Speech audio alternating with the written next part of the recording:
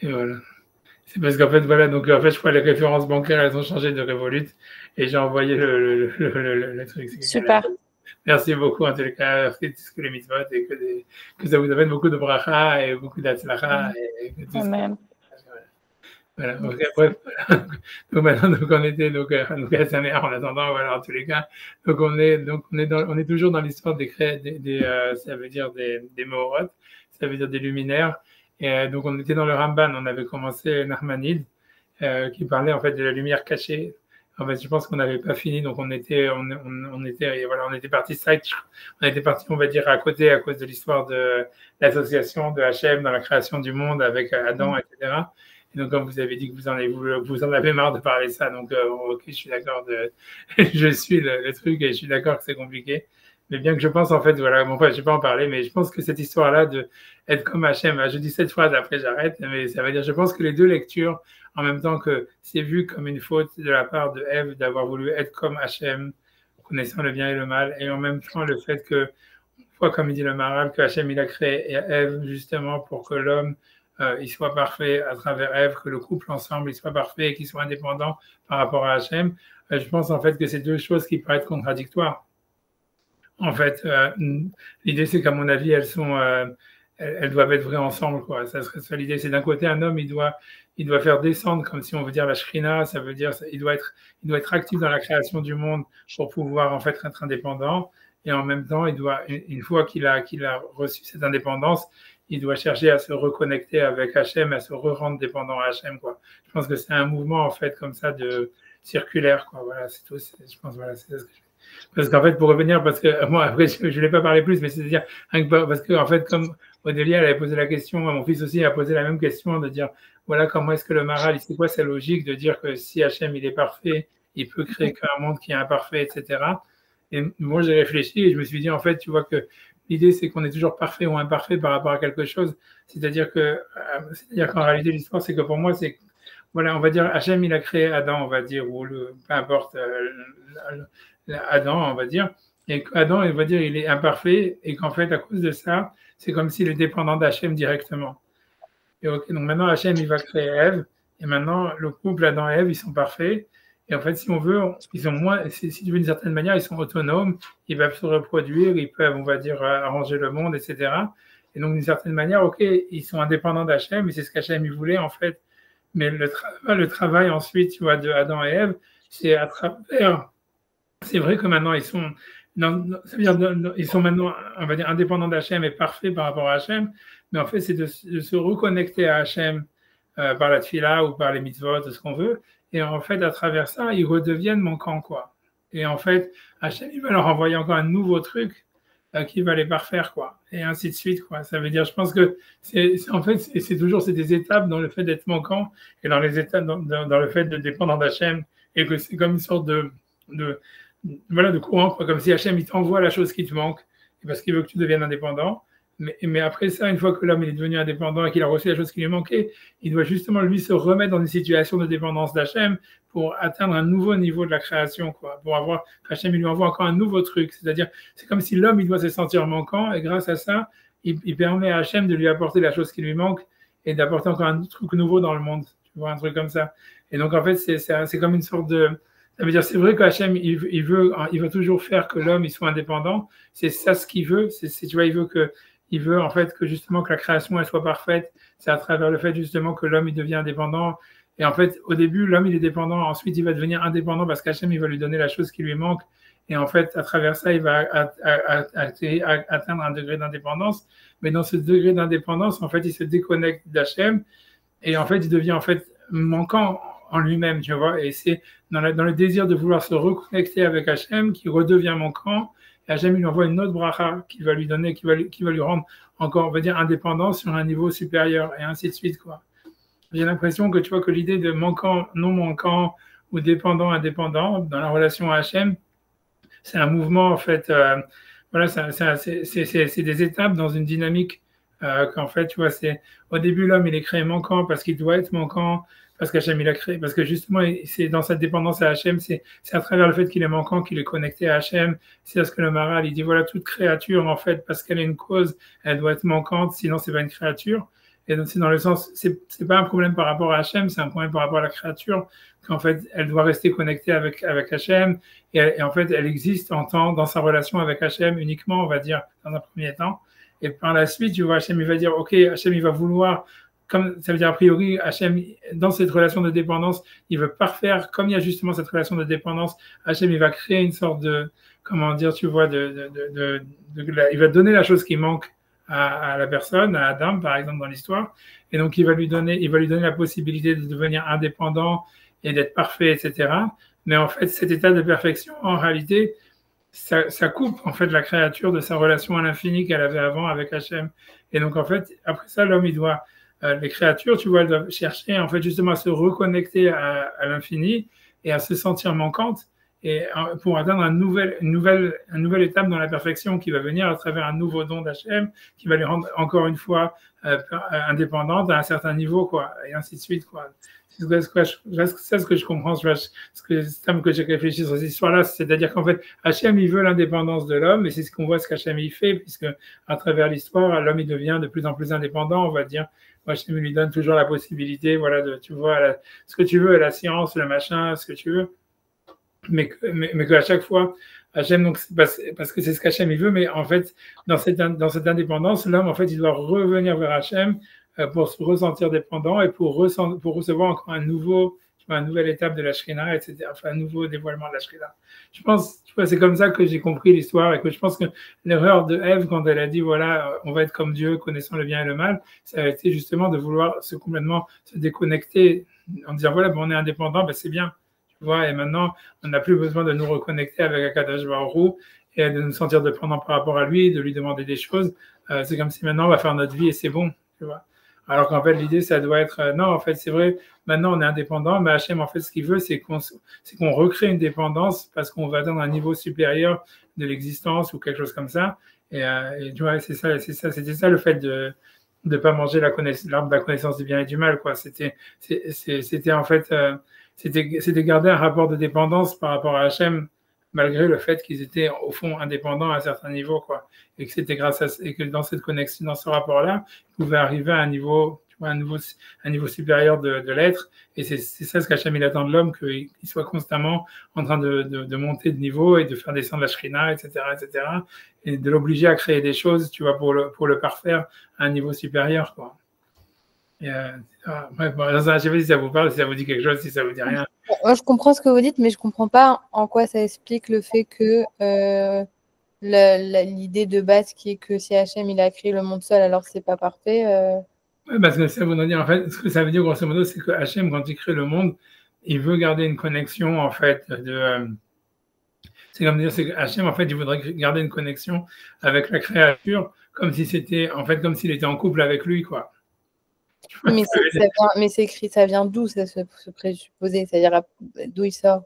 Ouais, c'est comme tu dis, ça c'est le Maral qui le dit, mais ça serait un truc du Zohar, quoi. Tu vois, ça serait ça l'idée du Tzimtzum, si tu veux. Ça veut dire que c'est comme si Hachem, il a du mal à se dégager. C'est sûr qu'on a du mal à comprendre ça, mais c'est quelque chose, et qui viendrait de la créature qui est Adam et d'Hachem lui-même. C'est comme si tu veux la création, en fait, tu vois, Hachem, il a du mal à se dégager. Il aurait comme une relation fusionnelle. Quand il crée quelque chose, d'abord, il a une relation fusionnelle avec cette chose. Et après ça, tu vois, il doit essayer lui-même, tu vois, de se dégager de cette relation. Et il le fait, en fait, en créant à la chose qu'il a créée, quelque chose qui le parfait, qui le rend indépendant, quoi. Mais après ça, si tu veux, et l'homme, dans un deuxième temps, la créature, dans un deuxième temps, elle devrait chercher à se recoller à Hachem. Tu vois, ça veut dire... Mais c'est un truc comme ça, tu vois. C'est vrai que tu me dis, pourquoi ça serait comme ça? Pourquoi est-ce qu'Hachem, il serait comme ça? A priori, ça veut dire ça. Ça veut dire que l'unité d'Hachem, dans son essence, qui est de faire un avec le monde, etc., d'être une unité parfaite, ça fait que le concept même de création, qui s'est vraiment, tu vois, séparé de lui, c'est pas quelque chose, en fait, qui peut s'atteindre, on va dire, d'une manière, en une seule étape, quoi. On a l'impression que c'est quelque chose qui reste toujours impossible à accomplir, quoi. Ce serait plutôt comme si Hachem, il est vraiment incapable de créer quelque chose qui n'est pas lui, quoi. Et donc, c'est ce que ça veut dire. Donc, ça veut dire, quand tu vas créer quelque chose, comme ça reste connecté à lui, donc c'est manquant parce que la chose, elle veut toujours se reconnecter, garder sa dépendance par rapport à Hachem, etc. Et Hachem, la seule manière qu'il a, en fait, de créer quelque chose, en fait, c'est de créer une nouvelle chose qui va lui permettre de se dégager en fait de ce rapport fusionnel, quoi. C'est un peu, tu vois, c'est la création de Ève, quoi. Ça voudrait dire vraiment comme si, tu vois, c'est comme si quelqu'un, en fait, tu vois, il est dans sa famille, il a une relation fusionnelle avec ses parents, etc. Et la seule manière, en fait, de se dégager de ça, c'est de se marier, tu vois, et tu vois, et de se dire, voilà, c'est ce qui est marqué dans le Passouk, le verset dit ça, il dit, Alken Yazov Ish et Aviv et Imo Vedavak Beishto, qu'on a l'impression qu'il n'y a que à travers le mariage qu'une personne elle peut se dégager de ses parents, quoi.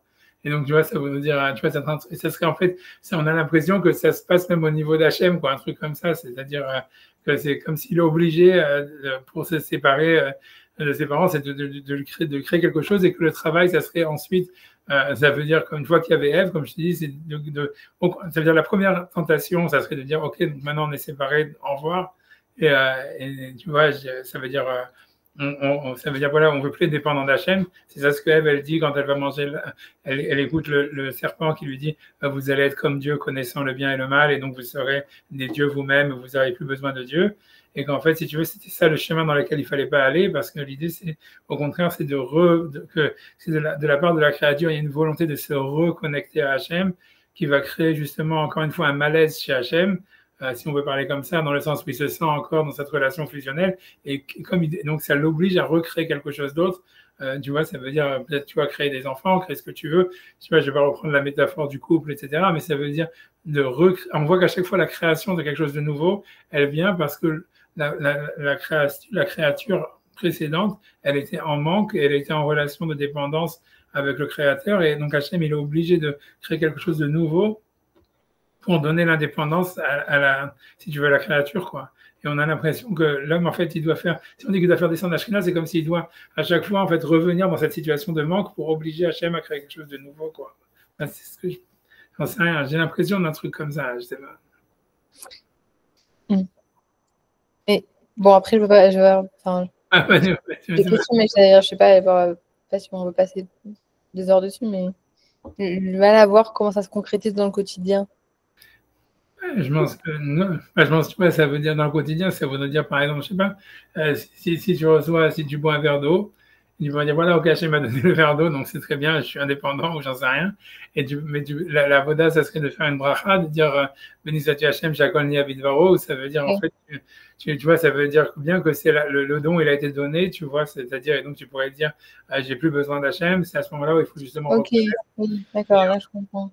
Et aussi, c'est recréer une relation avec l'infini, quoi. C'est tout, ça veut dire. C'est-à-dire que oui, ça a du sens. Ouais, tu vois, c'est comme si naturellement, en réalité, tu vois, ça veut dire. Ce qui semblerait, c'est que le rapport à l'infini, il est créateur de quelque chose. Et en fait, c'est comme si, tu vois, c'est comme si. C'est ça l'idée. Et qu'au fond, tu vois, ça veut dire. Ce qui a l'impression dans le judaïsme, c'est que le rapport à l'infini crée du fini. Et tu vois, je pense que tu vois, et c'est ça tu vois, c'est parce que dans la Emouna, on dit voilà, tu fais des mitzvot, tu vas avoir, tu vois, Hachem va t'amener la bracha. Tu vois, ça veut dire, on pense, tu vois, on a la Emouna que les actions qu'on fait, c'est-à-dire notre recherche d'infini vers Hachem, il va nous amener en fait une bracha dans le monde fini et il va créer des choses nouvelles dans le fini. Et je pense, tu vois, que c'est ça voilà.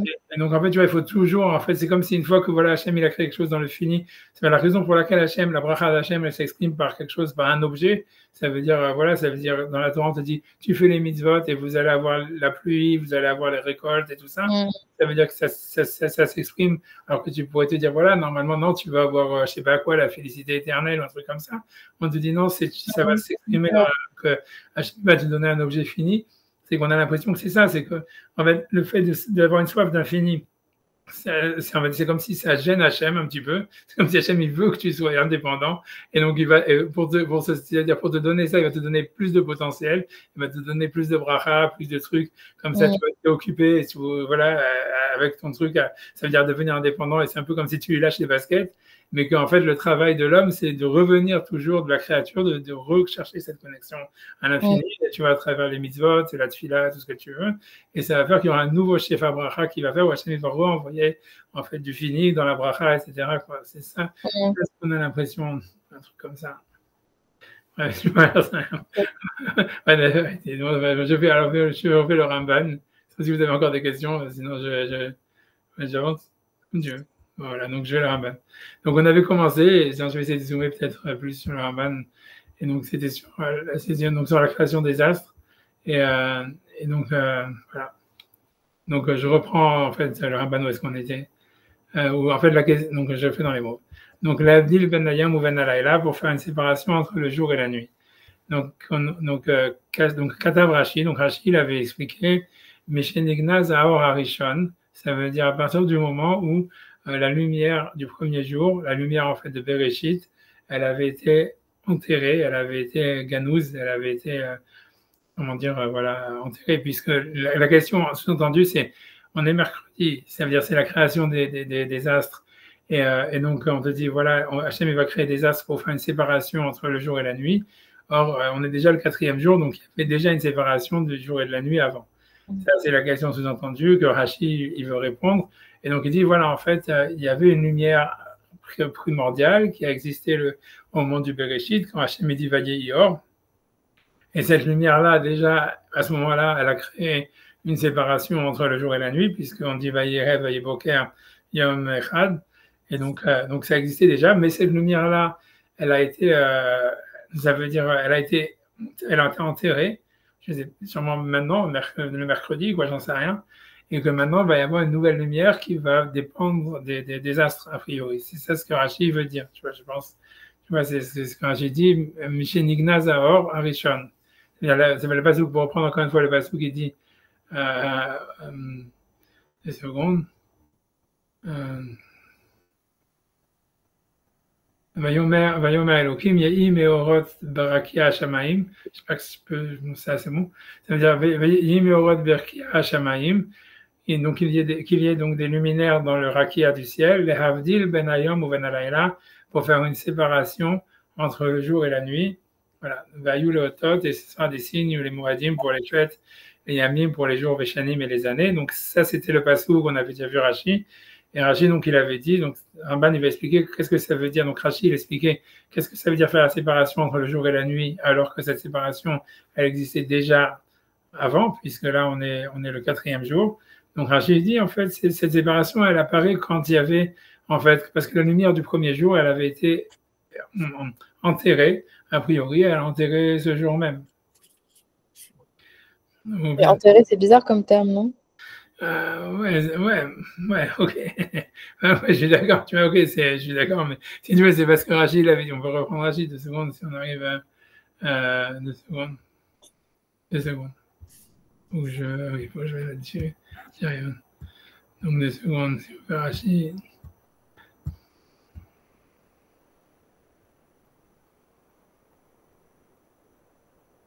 2 secondes, c'était là. Voilà, donc ça c'était Rachid. Je peux zoomer dessus. Donc ça c'était Rachid. Rachid disait Havdil ben Hayam ou ben Alayla pour séparer entre le jour et la nuit. Mais j'ai Nignaza or Harishon.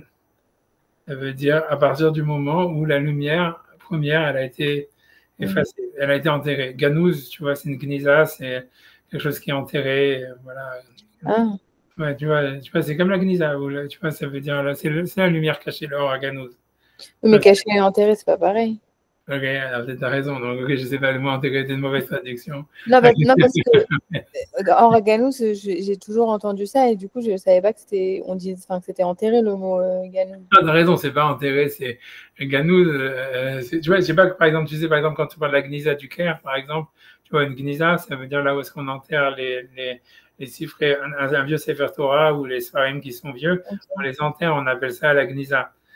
Tu vois, ça veut dire. Donc, maintenant, après, c'est vrai que je ne pense pas que c'est nécessairement lié à la terre, tu vois. C'est pour ça que c'est pas une traduction. Ça veut dire caché, voilà, caché.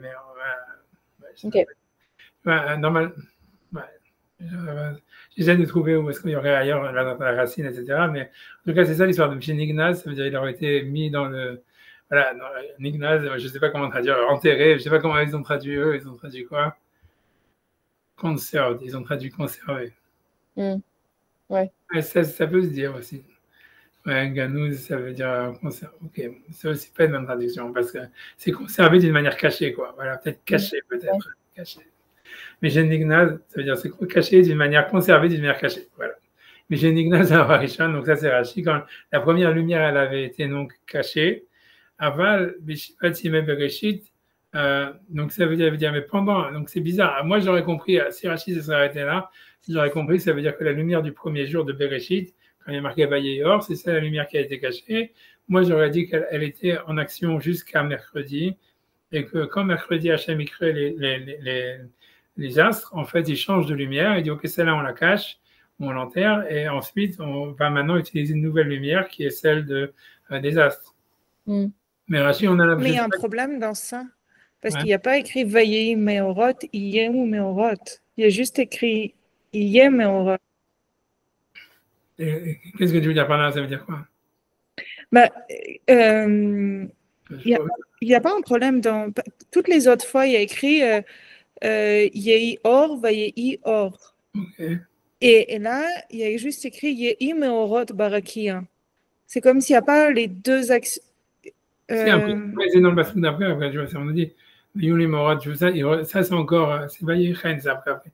Vayuli Morad, c'est vrai qu'il y a marqué Vayechen, simplement. Donc le passage dit Vayuli Morad, Birki Hashema Imlaya Alaretz, et après on dit Vayechen, c'est juste ainsi. Après ça, on passe, même tu vois, même en plus, tu vois, Vayas Elohim, et Shina Meorot. Donc voilà, la deuxième étape, elle est Vayas Elohim, et Shina Meorot Agdolim, et Tamora Gadol, et Meshet Ayov, et Tamora Katan.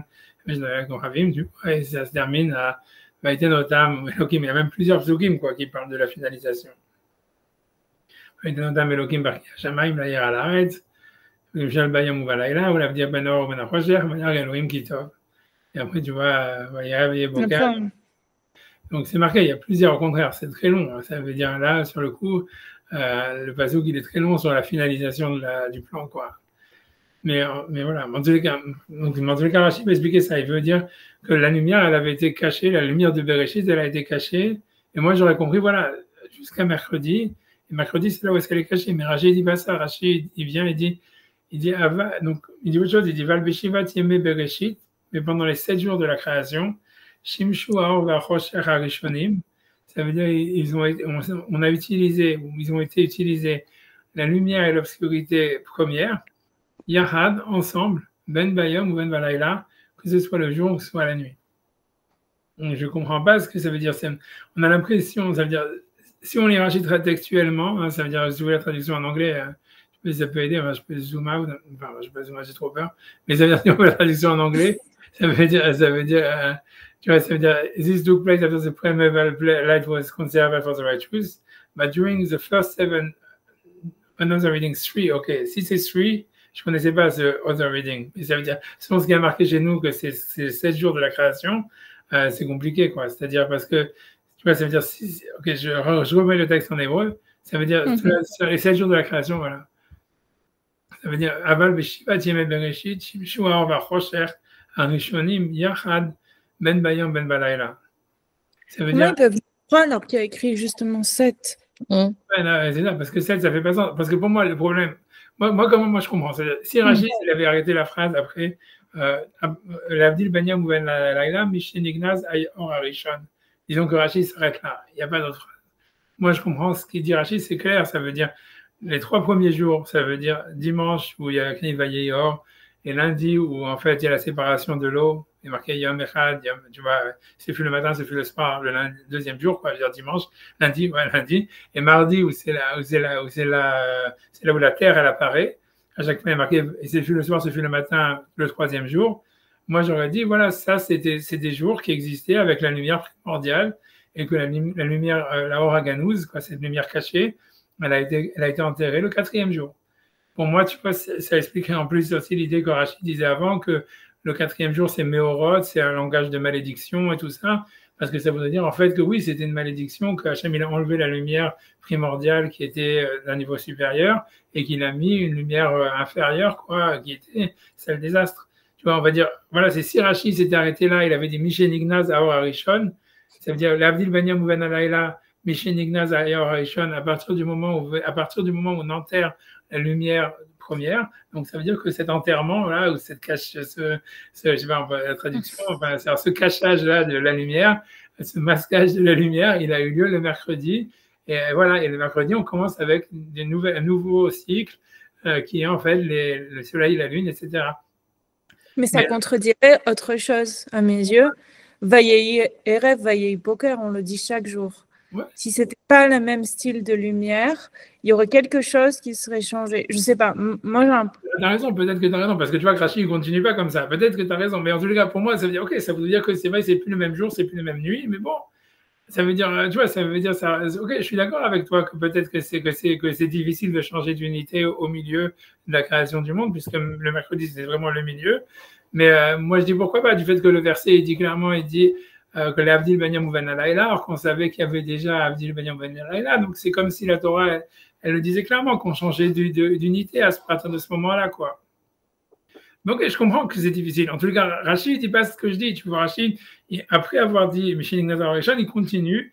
Alors, ça dépend. C'est-à-dire, si on lit, en fait, comme c'est marqué chez nous, Aval Shima Diebe Bereshit lui dit, si on lit la Garsa telle qu'elle est marquée chez nous, mais pendant les 7 jours de la création, Shimshu Aor Vachosher, ça veut dire qu'ils ont été utilisés la lumière et l'obscurité. Arishonim, ça veut dire premier, ça veut dire qu'il y a eu depuis la création du monde de Bereshit, quoi. Yahad, ensemble, Ben Bayam ou Ben Balayla, que ce soit le jour, que ce soit la nuit.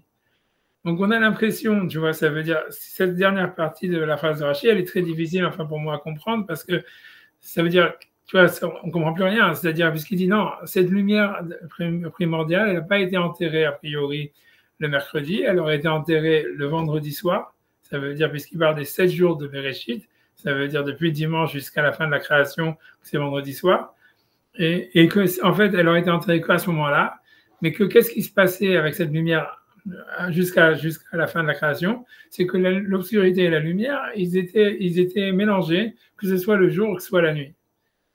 Alors, c'est super bizarre parce que, tu vois, je veux dire, ça veut dire déjà, ça colle pas du tout avec les versets, tu vois, je veux dire, puisque, tu vois, si tu reprends les versets depuis le début du premier jour, ça veut dire, c'est assez simple, qui a marqué, je remonte, tu vois, au premier jour, il y a marqué, voilà, il est Vayomer Elohim Yehior Vayeyor, tu vois, que la lumière soit, la lumière fut, Vayar Elohim et Aor Kitov, et il a vu que la lumière était bien, Vayavdel Elohim Ben Aor ou Ben Achosher, donc il a fait une séparation entre la lumière et l'obscurité, Vaikra Elohim la Or Yom, et il a appelé la lumière jour, la Achosher Alayla, et la nuit il a appelé la nuit, donc ça veut dire, Rachid lui te dit non, ça veut dire c'était mélangé, tu vois, c'est super difficile, tu vois ce que veut dire, alors, tu vois, c'est pour ça, tu vois ce que je te dis, c'est que si tu lis la verset, c'est marqué Rachid, c'est super étrange. Il dit les 7 jours de Bereshit, Shimshua, Bachosher, Harishonim, Yachad, ils étaient mélangés, Ben Bayom ou Ben Balayla. Alors, tu peux trouver plein de choses, comme on avait vu déjà dans le guide des égarés, que lui expliquait que la définition de qu'est-ce que c'est le jour, qu'est-ce que c'est la nuit, ça évolue à travers la création du monde, et qu'est-ce que c'est l'obscurité. Donc, selon ça expliquerait que, ouais, en fait, c'est pas contradictoire. En fait, c'est une évolution et que on a dit qu'il y avait une séparation. Ça ne veut pas dire que ce n'était pas la même séparation que du jour et de la nuit dont on est en train de parler maintenant. Des choses pareilles. Et ça fait plus de sens, moi, j'ai l'impression. Ça fait plus de sens d'avoir quelque chose pour Shivat Yamim Bereshit, parce qu'on sait déjà que ce n'est pas des jours comme on entend un jour, etc. Et ça fait plus de sens comme ça que de au milieu de changer qu'est-ce que c'est or. Et si toi tu penses comme ça, tant mieux, parce que... non, je ne sais pas pourquoi... Comment tu voudrais dire? Ça veut dire en fait qu'il y avait... C'est comme... Ouais, c'est-à-dire...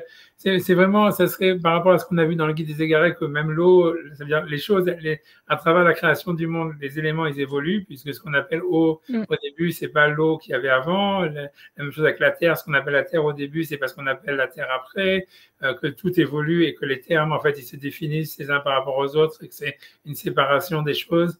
Ok, donc ça pourrait exister de dire qu'en fait, qui veut dire la lumière primordiale, elle était mélangée, mais qu'elle reste mélangée et que en fait, je sais pas, tu vois, donc mais il voudrait dire par rapport à ça qu'en fait, la lumière dont il est question ici, c'est une autre lumière complètement que la lumière primordiale et que même la séparation du jour et de la nuit dont il est question ici, c'est pas la même séparation que le jour et la nuit dont il était question le premier jour, quoi, quelque chose comme ça. Ça veut dire, c'est un truc comme ça, parce qu'il y avait déjà un jour et une nuit, et ça serait des autres. Mais ça se comprend. Ouais. Mais ça se comprend plus facilement, enfin plus logiquement, parce que du coup, on sait déjà que c'est pas un jour comme on entend un jour. Donc ça a plus de logique, à mes yeux, ça a plus de logique que ça soit conservé tout au long des 7 jours de la création, plutôt que ça s'arrête au milieu, puisque c'est comme si tout ça, quelque part, c'était en dehors En dehors du temps, je ne sais pas si en dehors du temps, mais ça s'est écoulé sur un temps beaucoup plus long que la manière dont c'est écrit. Donc, je ne verrais pas de bonne raison d'arrêter au milieu, en fait. Moi, je suis content. Ça veut dire, moi, je peux regarder ce que Rachid dit. Je ne sais pas ce qu'eux, ils ont trouvé, où est-ce qu'ils ont trouvé qu'il y en a qui disent Et pourquoi ils disent 3 sur Shivat? Parce qu'il n'y a même pas écrit Yamé Shel Bereshit. Comment ils lisent 3 là-dessus? Non, ils disent pas, c'est parce qu'eux, à mon avis, tu vois, ils ont le même problème, tu vois. C'est-à-dire, si tu veux comprendre. Non, mais c'est-à-dire, c'est parce que Rachid, ça veut dire, c'est un livre qui a été écrit, tu vois, ça veut dire avant l'imprimerie, donc en fait, c'est possible, il y a plusieurs manuscrits. Donc, j'imagine que dans certains, c'est ce qu'ils disent, que tu vois, comme ils ont le même problème, ils se sont dit, voilà, le type, il va lire, il va dire, mais de quoi ça parle? Si tu dis qu'on change, ça a pu se passer. Tu vois, moi, je pense que la lecture, peut-être que pour toi, ta lecture, elle te paraît plus logique, mais je pense que pour un lecteur, on va dire, moins intelligent, on va dire, la lecture que j'ai donnée, c'est la lecture, on va dire, la plus, ça veut dire, la plus, comment dire, spontanée, quoi, de dire que comme il y a eu un changement au milieu, s'il y a un changement, il s'est produit ce jour-là, c'est ça? Voilà, c'est ça. La lecture spontanée. Ok. Voilà, que ça serait plus logique. Ça pas plus logique, mais plus facile. Ça nécessite moins d'efforts de réflexion de lire 3 que de lire 7, quoi. Tu dis 3, tu vois, ça veut dire c'est plus facile, ok. Mais on peut faire ça, on peut dire, mais là, je lis mieux 3 que 7. Non, mais on peut pas le faire. C'est eux, ils ont dit qu'ils en ont trading. C'est le monde, si tu veux regarder, en fait, il faudrait regarder. Eux, ils disont ils ont un autre manuscrit où ils ont vu quand ils écrivent. Ok, ils n'ont pas décidé, ça a plus de sens comme ça. C'est pas, a priori, c'est ça l'histoire. Mais c'est sûr qu'ils l'ont ramené parce que ça, eux, ils voulaient en fait se sortir des problèmes pour ne pas avoir le lecteur. Je vais essayer de regarder. Je regarde dans mon Chumash Rashi normal, savoir qu'est-ce que ça donne. Est-ce qu'il y a marqué ça aussi ou pas? Je vais dire 2 secondes. 2 secondes, j'arrive. 2 secondes.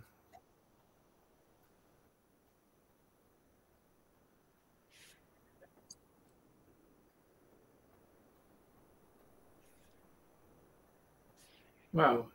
Là-bas, c'est carrément pire, tu vois. C'est comme dans les rachis normaux, en réalité, il y a 3 versions. Ça veut dire, il y a la version avec 7, qui a l'air d'être la version première, la plus standard. Il y a une version qui dit 6, et il y a une version qui dit 3. Et en fait, ces 3 versions, en réalité, ne viennent pas de Rashi lui-même. En réalité, c'est que c'est dans le Midrash, en fait. Il y a différentes versions. C'est le Rashi, sa source, c'est le Midrash Rabbah 11.2, tu vois. Je ne sais pas si tu vas les regarder, c'est comme tu veux. Mais en fait, ça veut dire... Et sur le Midrash, il y a trois temps différents sur le Midrash. C'est pour ça qu'il. On va regarder. Tu veux regarder? On va regarder. Moi, c'est comme vous voulez. Hein. Moi, je vous suis. Hein. Ça veut dire. Okay, donc je pense que là, il faudra regarder, c'est en fait le. Donc, selon ce qu'ils disent ici, c'est Bereshit Rabbah 11.2 et 12.6. Bon, non, je vais essayer de 2 secondes. Je vois une seconde. Midrash Rabbah 11.2. Qu'est-ce que ça donne?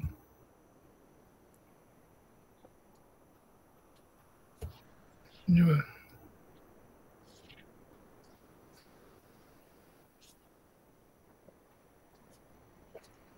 Deux secondes.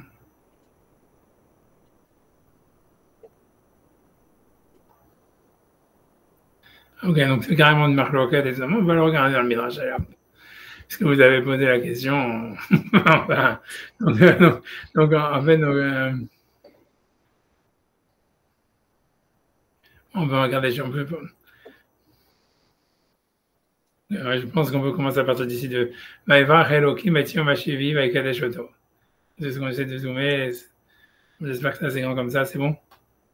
Oui. Juste, on est où? Là, donc, ça, c'est le Midrash Rabbah, là où il y a la première ligne. Tu vois là où j'ai mis. Ok. Ah oui, c'est bon. Je me dis pour commencer un petit peu. Donc, ça c'est 11.2, le Midrash. Donc, voilà. Donc, Vaïvar, Elohim, Etiom, Mashivi, Vaikadesh Oto. Tu vois, donc qu'est-ce que ça veut dire? Elohim, il a béni le 7e jour et il l'a sanctifié. Berecho Beora, ça veut dire il l'a béni par la lumière.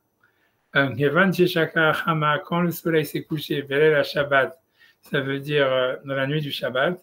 Itri Laora, donc à ce moment-là où la lumière est venue, Itri Laora va être Meshameshet.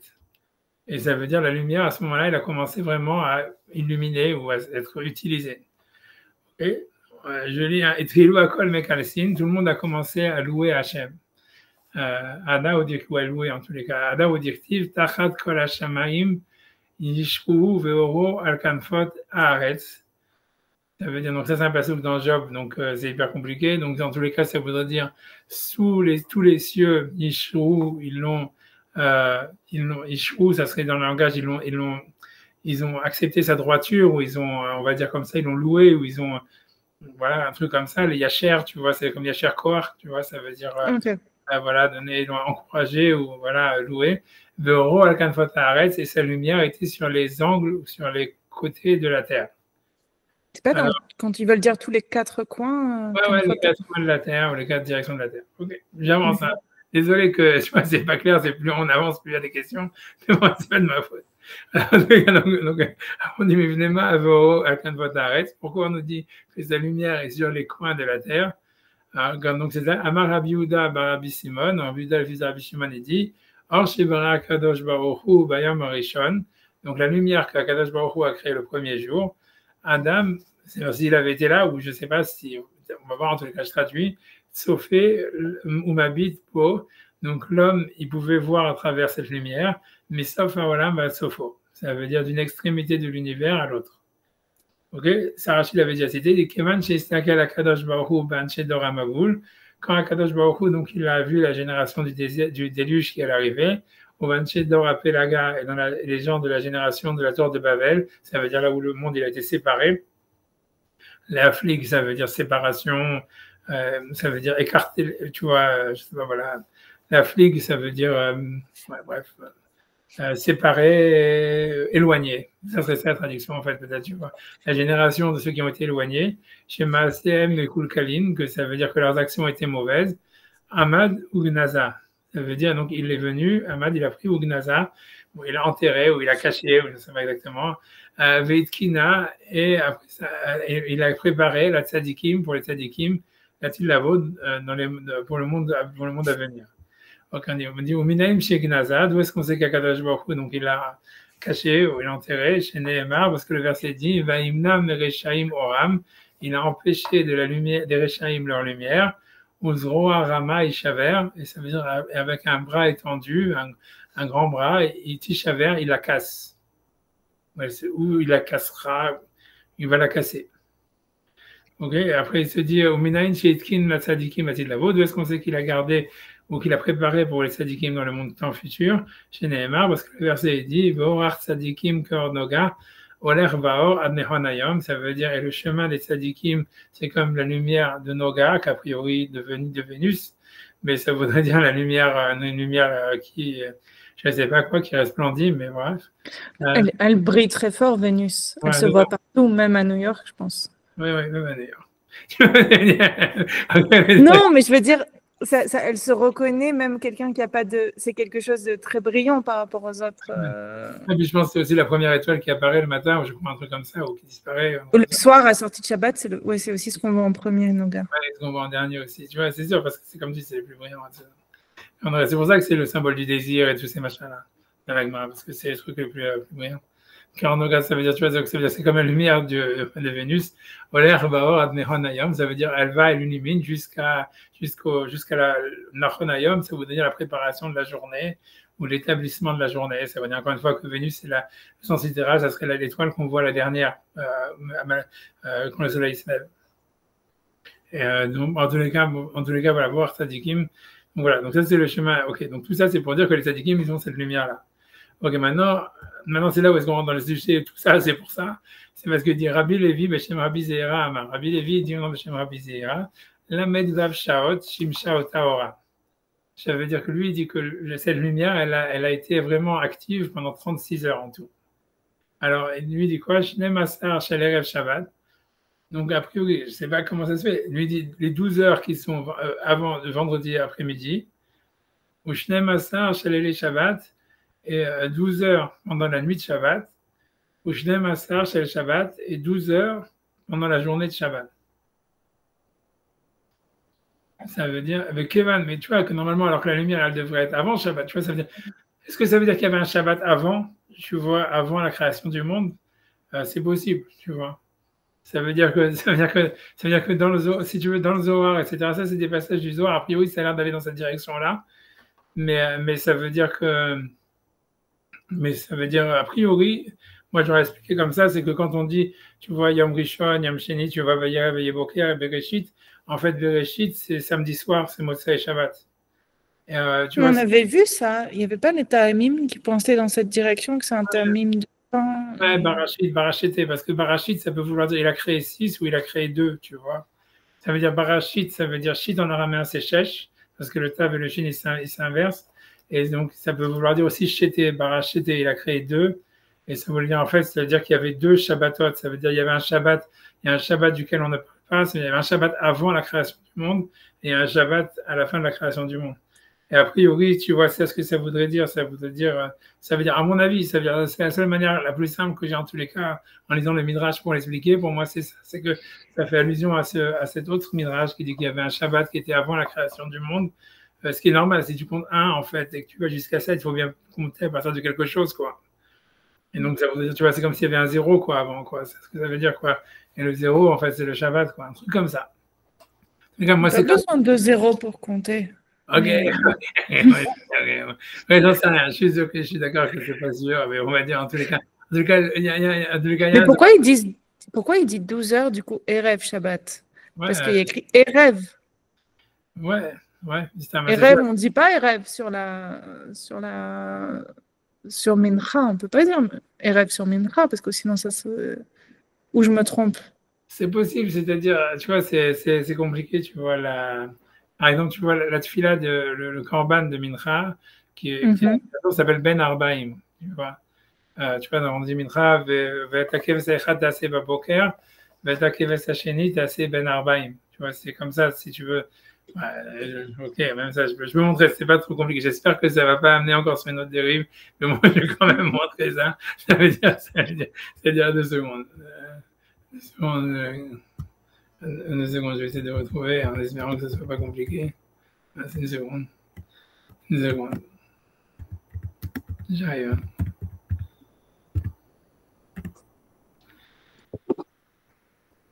Ah, et donc voilà, un autre exemple, le Corban Pessar.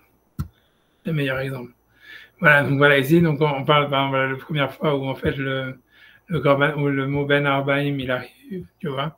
Le mot Erev ou Ben Arbaim, il est là. Donc, ça parle en fait, tu vois, du Corban. Ici, dans le Corban Pessah, on dit Vaya Lachem, mais c'est aussi la même expression qui est utilisée pour le Corban de Mincha, que c'est Ben Arbaim, et la Kevesa Shenita, c'est Ben Arbaim. Même dans le Corban Pessah, qui était apporté la veille de Pessah, il devait être amené après Hatzot, Ben Arbaim. Tu vois le basou qui dit Vaya Lachem les Mishmeret, Adarbas, la Chodesh Hazeh, c'est la première mitzvah que. Enfin, la deuxième mitzvah que Hachem il demande aux enfants d'Israël d'acheter un korban Pessah à partir de Rosh Chodesh, ils devaient le garder jusqu'au 14, et le 14, en fait, ils devaient le faire la shrita, et on leur dit de faire la shrita du korban Pessah, Kol Kalatzal Ben Arbaim. Ça veut dire entre les soirs. Traduction du mot, tu vois. Et donc, qu'est-ce que ça veut dire, tu vois. Donc, je ne sais pas si Rashi là-bas dit quelque chose. Une seconde, je vais voir si oui ou sinon. Une seconde. Voilà, Ben Arbaim. Donc, 2 secondes, je vais essayer d'ouvrir. Donc, Rachid explique, tu vois. Tu vois, donc il explique c'est quoi la traduction. En tout cas, c'est ça. Il y a plusieurs théories d'où ça vient le mot Erev, tu vois. Mais ça veut dire, on va dire ce que tu vois. On va dire, Rachid explique ici, tu vois, il dit Ben Arbaim, ça veut dire entre les soirs. Donc il dit Mishesh Shaot le Mala, ça veut dire à partir de la 6e heure, c'est-à-dire du zénith, ça veut dire à partir de midi, quoi, ou de 1h de l'après-midi en heure d'hiver d'été. Mishesh Shaot le Mala, Karoui Ben Arbaim, ça s'appelle entre les soirs. Shemesh noté les bêtes mevo la harov. Donc ça veut dire puisque le soleil il se tourne, les bêtes mevo, ça veut dire vers l'endroit d'où il vient. Ça veut dire qu'il retourne se coucher, quoi, quelque chose comme ça. Je ne sais pas si ça veut dire qu'il retourne d'où il vient. Ça veut dire qu'il va sur la pointe de descendance puisqu'il est venu de l'horizon. Ça veut dire donc qu'il revient vers l'horizon. Donc on a l'impression que sa maison c'est l'horizon, quoi, grosso modo. Donc ça veut dire donc il retourne vers l'horizon. La robe, je ne sais pas ce que ça veut dire, comment ils ont traduit eux la robe. C'est de regarder.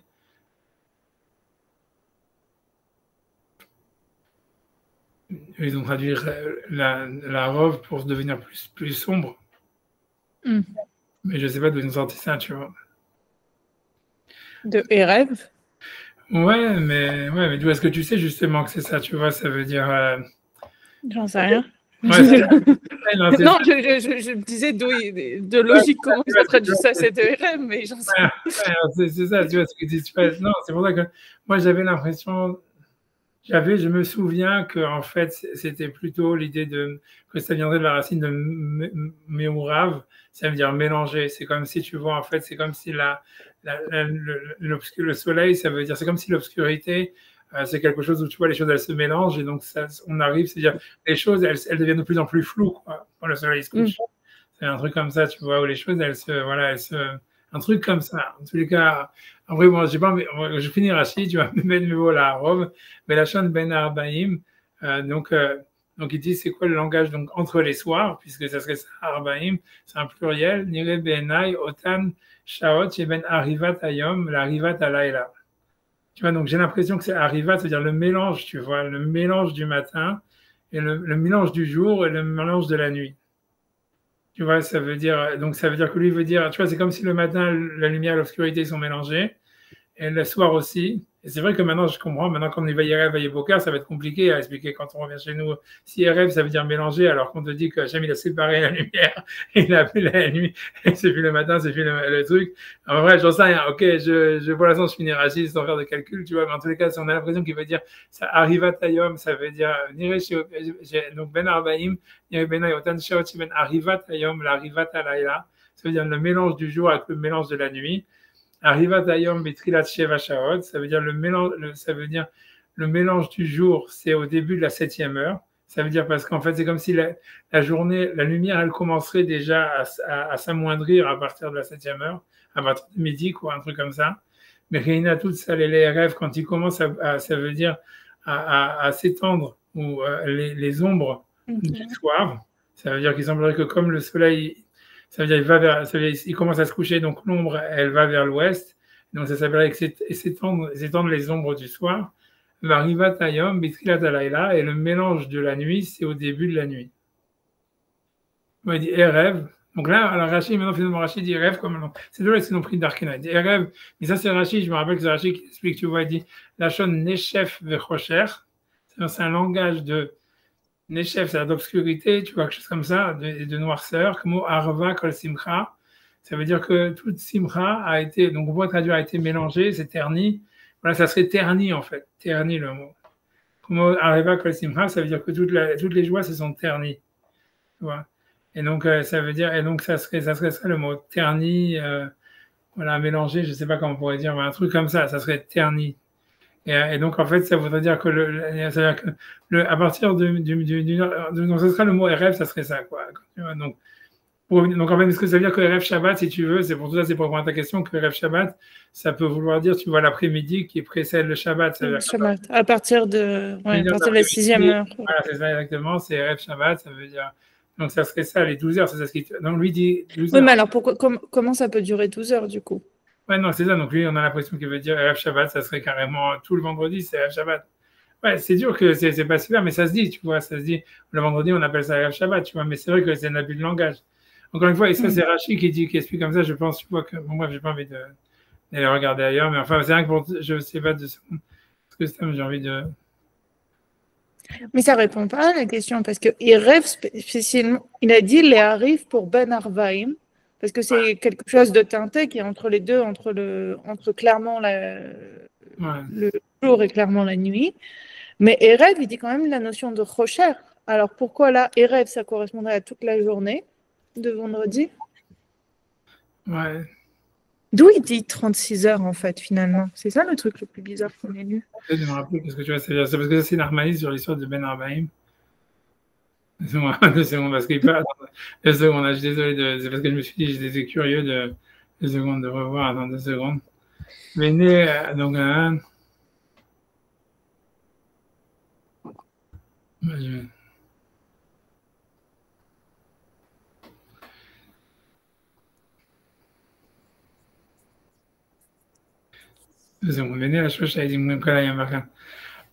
Erev Miad. Il dit après l'après-midi, ça s'appelle déjà Erev. Pour le Boker, c'est tant que le soleil se lève, c'est Boker. et voir Bashaot. Ça veut dire, il dit que le matin, c'est 4 premières heures de la journée. Comme on voit que le corban du matin est amené à la 4 premières heures. Ça veut dire de la 4e heure jusqu'à Vemshte Shaot, ça veut dire c'est les 2 heures qui entre la 4e heure, on va dire, jusqu'à Chatzot. Donc, il a chanté Tsoar Taaseh la Teva, c'est ça ce qu'on dit, le Tsoar qu'on fait sur, que Hachem il a demandé à Noach de faire cette lucarne où nous venait la lumière dans la Teva. Et donc, a priori, ça, c'est les 2 heures qu'il y a entre 10 heures et à midi, quoi. Venem Shne Tsaoraim, et donc, c'est ça les 2 Tsaoraim. Donc, j'imagine, tu vois, ça veut dire que c'est les 2 heures, ou Bimne Sheatsi ou Al-Kol Azdadim, parce que c'est là où la lumière, elle va de tous les côtés, qui va beaucoup à Mizrach, ou Vaerev, ou Ma'arav. Ou Vemsa Ayom, ça veut dire entre 10h et midi, ou Gova Akiam, mais l'école Azdadim, la lumière va de tous les côtés. Il veut cacher Yahavu à Tsaoraim. Quand on passe cette période de Tsaoraim, donc après-midi, il y a Sour Hashemesh Mizroach Mishna Azdadim, et que le soleil il arrête donc d'illuminer de tous les deux côtés. Il carré Arbaim, c'est déjà on s'appelle Arbaim, Ibn Sheyarov Hashemesh Mishna Azdadim Ahem. Parce que le soleil, donc il va, et ça veut dire il va vers l'ouest, j'imagine, un truc comme ça, de ces deux côtés, où il s'amoindrit. Et donc il dit Vazmanazé ou Kol et Zero Hashemesh Barakia. Pour lui, il dit tant que le soleil il brille, on est dans les Arbaïm.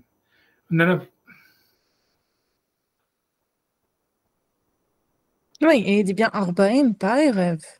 Oui, parce que tu vois, c'est ça. Après, dans une seconde, Aval Shkad Achama. Et donc, il dit que le moment de la Shkia, c'est 1h15. Et Nozman Ashkita, Venonikra Arbaim, c'est pas ce qui s'appelle encore Arbaim, Aval ou Erevium. C'est ce qu'on appelle, ça, c'est ce qu'on appelle Erevium, ça veut dire c'est que le jour est en train de passer. Okay. Oui, ça c'est bizarre. Et Nozman Ashkita, Nikra Arbaim, ça veut dire que c'est déjà plus après la Shkia, c'est plus le moment. Enfin, peu importe, tu vois, ça veut dire. Ah oui, mais là, il dit exactement que Erev Yom, c'est juste après le moment où après la Shkia. Donc, c'est exactement. Bien que Arbaïm, c'est. Ouais, ce serait un truc comme ça. Et Erev, c'est pas la même chose. Ouais, c'est ça, je sais pas. Enfin, lui, il fait cette différence. J'ai arrêté de chercher, de revenir sur le Midrash, parce que sinon, on va jamais s'en sortir, tu vois. Ouais, c'est ce qu'il dit, tu vois. Shne Arbaim, Erev Boker, Erev Yom. Tu vois, Minhata Boker ou Minhata Erev. Tu vois, on a l'impression que, tu vois, moi j'ai l'impression que Erev, c'est se ternir ou se mélanger. Et qu'en fait, ouais, ça veut dire. Ouais, mais Erev, ça commence après la Shkia. C'est pas l'après-midi. Okay. Enfin, là, j'ai pas dit que Rachid disait ça, mais là, lui, s'il fait la distinction entre Arbaïm et Rêve. En tout cas, on a l'impression, ce que je veux dire, c'est que si on dit comme lui, moi j'ai l'impression que lui, il veut dire qu'il y a le rêve, ça veut dire c'est comme s'il y a le milieu. Moi, je pense comme ça. C'est-à-dire que Narmani, dans tous les cas, on va prendre ça. Il veut dire que rêve, en fait, ça peut être soit le matin, soit le soir. C'est quand le soleil et la lumière, ils sont mélangés. Et en fait, Ben Arbaïm, ça voudrait dire au milieu, entre ces deux, entre le lever du soleil, entre le coucher du soleil, c'est à partir du moment du milieu qu'on pourrait faire le Korban Pessah. C'est ça ce que lui, il veut dire. Et le Boker, alors, c'est quand? Ouais, parce que lui veut dire que le Boker, ça serait une partie, en fait, si tu veux. Ça peut, le Erev, c'est comme elle a dit, c'est comme elle dit au Délia, c'est-à-dire qu'on voit dans le Midrash qu'on est en train d'étudier que Erev, ça peut vouloir dire, en fait, toute la journée, ça veut dire à partir du matin jusqu'au soir. Ça s'appelle Erev. Quand on dit Erev Shabbat, ça veut dire vendredi. Et en fait, Erev Shabbat, c'est parce qu'en fait, l'idée, c'est parce qu'en fait, il y a 2 soirs. Il y a le Erev du matin, qui est le mélange de la lumière et de l'obscurité qu'il y a le matin. Il y a le Erev de la nuit, qui est quand il y a le mélange de l'obscurité et de la lumière vers le coucher du soleil. Mais d'une manière générale, donc quand on pourrait dire Erev Shabbat, ça veut dire en fait à partir du moment où il y a eu un mélange la veille de Shabbat, qui était en fait, on va dire, celui du matin, quoi, un truc comme ça, tu vois. Ça expliquerait pourquoi on pourrait dire Erev Shabbat sur toute la journée, tu vois, un truc comme ça, tu vois, je veux dire. Parce que j'ai pas envie de rentrer dans tout le sujet là-bas, parce que sinon on va jamais s'en sortir. Et tu vois, c'est simplement pour établir un chat dans le Midrash, tu vois. Donc, mais non, moi, ça me suffit, tu vois, pour dire qu'en fait, que Erev, ça pourrait vouloir dire à partir du matin du vendredi. Erev Shabbat, ça serait à partir du matin du vendredi, parce que c'est là où il y a un mélange entre la lumière et l'obscurité. Et que, comme tu vois, Narmanid, il dit, voilà, en fait, c'est ces deux mélanges. Et Ben Arbaim, ça veut dire à partir de 1h de l'après-midi, de midi, parce que c'est là où on est au milieu des deux mélanges. Et le Corban Pessah, il pouvait être amené, ou le Corban de l'après-midi, il pouvait être amené à partir de ce milieu-là qui est entre les deux mélanges. Tu vois, pour moi, voilà, et que ça expliquerait donc voilà que Erev tout court, ça peut vouloir dire Erev Shabbat, ça peut vouloir dire à partir du vendredi matin, parce que il y a un mélange entre la lumière et l'obscurité le matin. J'ai pas dit qu'on a épuisé le sujet, etc. Mais c'est tout ça, c'est parce que sinon on va jamais s'en sortir. Tu vois, on est obligé de mais alors c'est pour ça qu'il y a 3, 6, 7. Parce que si ça commence, si Erev, c'est toute la journée de vendredi, quand il dit les 7 jours de la création, et que l'autre, le rabbi, celui qu'on vient de lire, il dit juste que ça a commencé Erev Shabbat et que ça a duré 36 heures. Le moment où la lumière elle était différente, ça veut bien dire qu'il y a eu 6 jours de Rishon jusqu'à Hamishi où c'était un style de lumière, et à partir de Erev Shabbat, donc toute la journée de vendredi, c'est une autre lumière. Quand il y avait ces 3 jours, 6 jours, 7 jours. Non, c'est clair qu'en tout cas, pour l'instant, je n'ai pas encore commencé à faire le calcul, mais ça veut dire que c'est clair qu'a priori, selon ce qu'on est en train de faire maintenant dans le Midrash, on a l'impression que la lumière, elle était présente pendant les 7 jours de la création, ou, ouais, c'est dans les 7 jours, puisqu'on parle du Motsai et Shabbat et du vendredi, qui était avant la création du monde, tu vois. Non, mais là, je pense qu'il passe du Shabbat qui est dans le truc. Et ça serait quoi? Et c'est pour ça que 6 jours et 7 jours. Parce que 6 jours, il dit à partir du vendredi matin, c'est une autre lumière. Ok, t'as raison. On va voir. Alors, laisse-moi quand même pouvoir revenir sur le texte. Et, tu vois, donc, Rabbi Levi, Beshem Rabbi Zera Amar. Donc, Lamed Vav Sharot Shimsha Otaora. Donc, lui, il dit que cette lumière cachée, elle a été active pendant 36 heures. Shnem Asar Shel Erev Shabbat, donc ça veut dire 12 heures du vendredi. Ou Shnem Asar Shel Shabbat, les 12 heures de la nuit du Shabbat. Donc, c'est-à-dire la journée du vendredi et la nuit de vendredi soir. Ou Shnem Asar Shel Shabbat, et ensuite la journée du Shabbat. Et donc, Kevan Sheshaka Achama Bemotzai Shabbat, lorsque le soleil s'est couché le samedi soir, Itri la Chocher Memashmesh Uva. Donc l'obscurité est venue, Vénitiara Damarishon, et donc l'homme il a eu peur. Donc tu as raison, puisqu'en fait, si tu veux, l'homme il est déjà créé. Donc on parle vraiment du Shabbat qui est après, et pas du Shabbat qui est avant. Et ça voudrait dire, comme tu as dit, ça veut dire en fait, pendant les 6 premiers jours, la lumière, elle n'existait pas vraiment. Ça veut dire que c'est ce que ça voudrait dire. Ça veut dire en fait. Un autre style de lumière en tout cas. C'est-à-dire que la lumière, elle existait depuis le début, mais elle était mélangée, c'est ce que Rachid dit, elle était mélangée à l'obscurité, donc c'était pas vraiment la lumière cachée. La lumière, ça veut dire la lumière qui a été cachée par la suite, quoi. Ça veut dire d'abord, elle était mélangée. Et en fait, et donc c'était, bien qu'on nous parle qu'Hachem il a fait une séparation entre le jour et la nuit, entre l'obscurité et la lumière, c'est pas une séparation, on va dire, telle qu'on la comprend aujourd'hui. C'était le début d'une séparation, on va dire quelque chose comme ça, pour dire comme Maïmonide, puisqu'il faut bien dire que c'était une séparation, mais qui était quand même un mélange. Et qu'en fait, le mercredi, ça a été un step-up, parce qu'en fait, on a mis une autre lumière, c'est-à-dire une lampe, c'est-à-dire une lumière qui venait des astres. Et donc ensuite, sinon, après ça, la lumière primordiale, elle continue à être mélangée et à toujours fonctionner comme ça, malgré la création des astres en mélange. C'est-à-dire c'est une lumière mélangée qui continue à fonctionner jusqu'à ce que ça arrive vendredi matin. Au vendredi matin, elle est finalement séparée. Tu vois, c'est lié à Vénus et tout ça. Parce que je pense que Vénus, c'est là où le soleil se lève le matin. Vénus, c'est là où c'est pour ça s'appelle vendredi, c'est à cause de Vénus. C'est parce que je ne sais pas exactement comment ça s'appelle, que c'est la lumière, c'est l'étoile qui quand le soleil se lève, il se lève sur la constellation de Vénus, un truc comme ça. C'est pour ça que ça s'appelle Vénus. C'est pour ça que ça s'appelle Vénus. C'est vendredi, ça j'en suis sûr, tu vois. Donc c'est lié à cette histoire-là qu'en fait, cette lumière en fait cachée, en fait qui va être cachée. Ça veut dire, donc elle apparaît que vendredi matin. Et ensuite, tu vois, elle est restée le Shabbat. Et le Motsai Shabbat, elle disparaît. Comme ça. Tu vois, donc je sais pas, tu vois, a priori, c'est un truc comme ça. Ils disent, tu vois,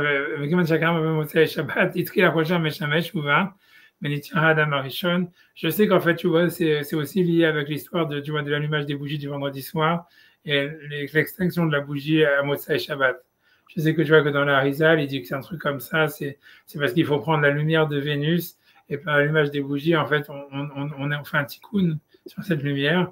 Et Motsai Shabbat, quand on éteint, en fait, si tu veux, ça permet justement d'être sauvé, ça veut dire des influences négatives qu'il y aurait dans la lumière de Vénus, qu'on aurait eu pendant le Shabbat, etc. Un truc comme ça.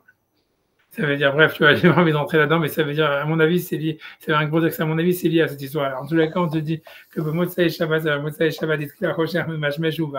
veut dire l'obscurité, donc elle est venue.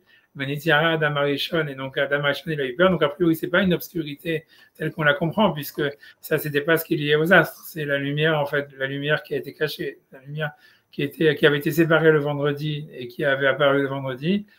Et donc, donc lui, Adam Arishon, il avait connu que ça, puisqu'il n'était pas créé avant le vendredi, donc lui, il avait été habitué à cette lumière, et il l'a eu pendant Shabbat, et en fait, même quand il avait été, bien qu'il a été rejeté du Jardin d'Éden le vendredi, il l'avait quand même pendant le Shabbat, a priori, parce que cette lumière, a priori, elle était là, même dans le monde à l'extérieur du Gan Eden, et puisque Shabbat, lui, il a passé à l'extérieur du Gan Eden, Adam Arishon. Donc, ça veut dire, elle devait être quand même là, quoi, on va dire. Et ça veut dire, voilà, mais quand ça arrive au Motsai Shabbat, elle a disparu. Motsai Shabbat, il Achoshame Mashmesh Uva Venizia Adam Arishon, et donc Adam Arishon a eu peur. Shinema Boma Achoshach Yeshufeni, Velaila Orba Adeni. Ça veut dire, cependant, donc c'est un verset dans les psaumes qui dit, cependant l'obscurité Yeshufeni, ça veut dire encore une fois, si on dit Neshef, c'est l'obscurité, ça veut dire l'obscurité m'a obscurci, si on veut dire. Velaila Orba Adeni, et la nuit s'est illuminée contre moi, ou pour moi, quelque chose comme ça. Donc je sais pas exactement, ça veut dire, je sais pas ce que ça veut dire parce que normalement ça voudrait dire le contraire. Si on dit que la nuit est devenue la lumière pour moi, je sais pas, tu vois, ça voudrait dire en fait, ça veut dire, je sais pas, tu vois, ça veut dire honnêtement, je sais pas pourquoi on cite ce passouk, tu vois, elle aurait dû dire Achroshaki Shufeni, mais tu vois pourquoi on dit mais la lumière c'est devenu une lumière, la nuit est devenue une lumière pour moi, je sais pas qu'est-ce que ça voudrait dire ici. Bah, Denis, ça veut dire pour moi dans ce contexte. Ouais, ou en face de moi, ou quelque chose comme ça, tu vois. Normalement, c'est un truc comme ça, tu vois. C'est pour moi, ou un truc comme ça. Donc, je sais pas, tu vois, ça veut dire. Normalement, le passouk qu'il a interprété comme quoi David, il veut dire ça, c'est David, il dit pour moi, l'obscurité, je m'étais dit que l'obscurité allait m'envahir, mais finalement, la nuit s'est transformée en lumière pour moi.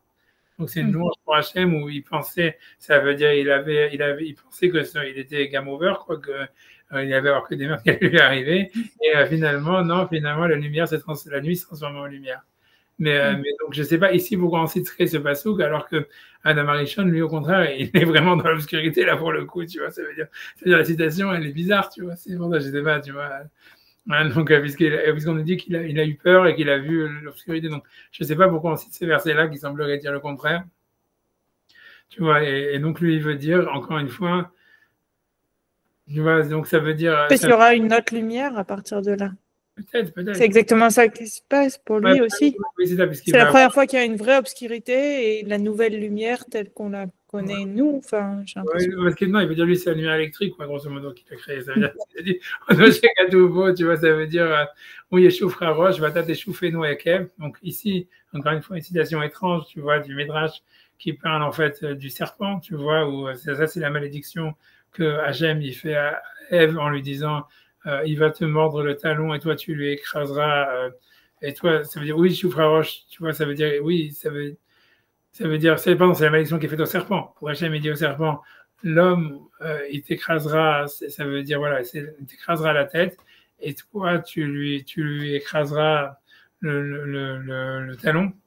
Tu vois, et la dracha, elle est faite parce que le mot neshef, ça voudrait dire obscurité. Donc, il y a une sorte de dracha qui est faite sur le mot yachouf, qui normalement, tu vois, ne veut pas dire là-bas obscurité, il veut dire mordre ou quelque chose comme ça, tu vois. Mais donc, en tous les cas, on fait une dracha entre cette histoire-là de l'obscurité. Je ne sais pas pourquoi on ramène ce passouk, honnêtement, je ne sais pas. Donc, ça veut dire qu'à priori, Adam, il a eu peur que maintenant, il allait devoir se battre avec le serpent, un truc comme ça. C'est le sens littéral, ça veut dire chez Katou, Yeshufra Roche, Vatat Yeshufé Noakev. Les Daveg, il va venir se battre avec moi. Ça veut dire, il s'est dit, voilà, je vais devoir me battre avec le serpent, Moussa et Shabbat, a priori, c'est ça l'idée. Masa Akadosh Baruch, qu'a fait Akadosh Baruch, Zimen Loshne Reafim, donc il lui a donné deux, on va dire Reafim, je ne sais pas, deux silex, avec Kishan Zelazé, il les a frappés les uns sur les autres, et Yatsam En Or, et il a sorti de la lumière. Uverecha Léa, il a fait une bénédiction dessus.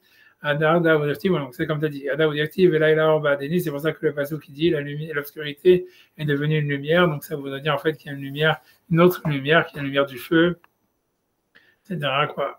Bref, tu vois, on m'a Léa, qu'est-ce qu'il a fait comme racha dessus? Boré Mevoraesh, qui crée les luminaires du feu. Donc voilà, Adia Kishmuel, donc dit donc Adia Kishmuel, Damar Shmuel, Mipnema, Mevarin alors, Motsai Shabbat, donc on fait la bracha sur la bénédiction de la lumière de Motsai Shabbat, Mimne chez Trilat Briata, parce que c'est le début de sa création.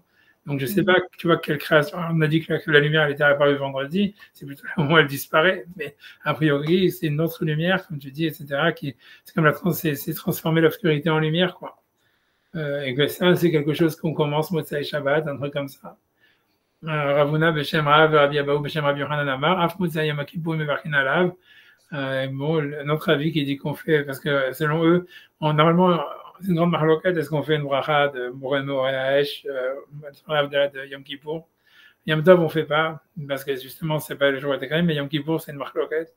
Et donc, lui dit, donc selon Shmuel, on ne devrait pas dire, puisqu'en fait, c'est que lié au fait que ça a été créé samedi soir. Mais bref, donc il dit, parce que le feu, il a fait Shabbat toute la journée. Ce que ça voudrait dire, peu importe, ça veut dire que selon leur avis, ça voudrait dire que comme... Ou Shabbat à Shabbatot. Ouais, mais c'est pas qu'ils pensent que la lumière elle a été créée à Motsai Yom Kippour, ça c'est sûr que non, mais eux ils pensent que l'idée c'est que comme nous on n'a pas eu le droit de faire du feu, tu vois, pendant Yom Kippour, c'est-à-dire Shabbat, tu vois, Yom Tov on peut faire du feu, tu vois, c'est que Midera Banane qu'on peut pas faire avec une allumette, mais ça veut dire si tu as un feu existant, tu peux allumer le gaz et tout ça, etc. Mais non, alors que donc ça veut dire que pour eux l'idée c'est que comme toi, parce que c'est comme toi pendant une journée, que ce soit Shabbat ou que ce soit Yom Kippour, tu n'as pas pu faire du feu.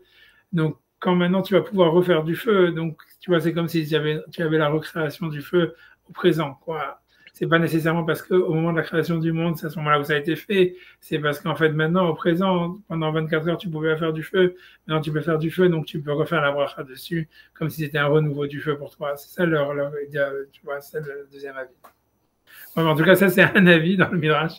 Il y en a encore deux autres références. Hein. Mais c'est vrai que tu as raison que celle-là, ça serait plutôt que ça serait 6 jours. Ça veut dire que pendant les 6 jours de la création, la lumière, elle était mélangée. Maintenant, 2 secondes. Eux, ici, 2 secondes. Yud Bet Vav. Donc, là, c'est normalement, je pourrais arriver à scroll down. 2 secondes.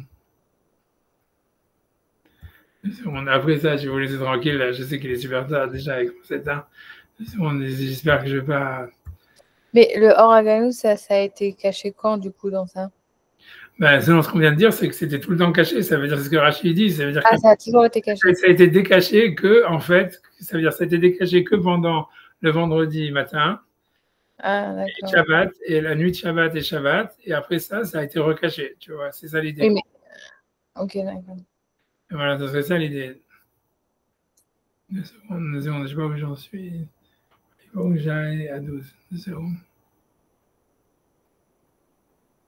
2 secondes. Il faut que j'aille à 12. Oui, dans ce qu'on a lu, c'est comme s'il y avait 3 lumières.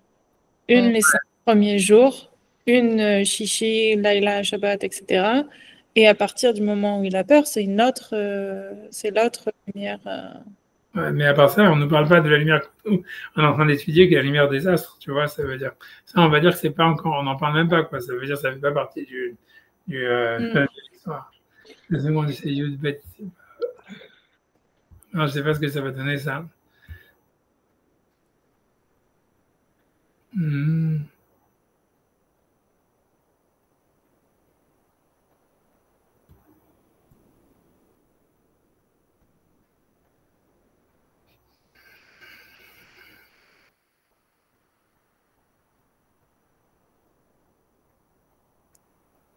Une seconde. Mais ça revient en fait sur la même chose, tu vois, c'est le même midrash.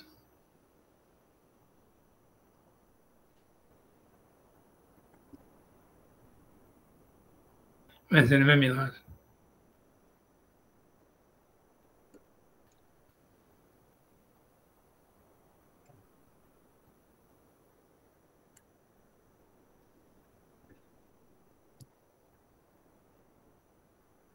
C'est le même midrash. Tout ce que ça rajoute, c'est de dire qu'en fait, Akadosh Baruch Hu, il aurait voulu enlever la lumière dès vendredi après la faute d'Adam Arishon, mais il l'a gardé à cause du Shabbat.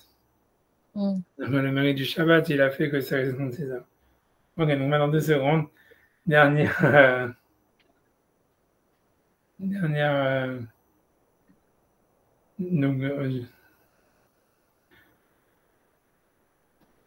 référence, Amnésie, enfin il y en a 2 autres.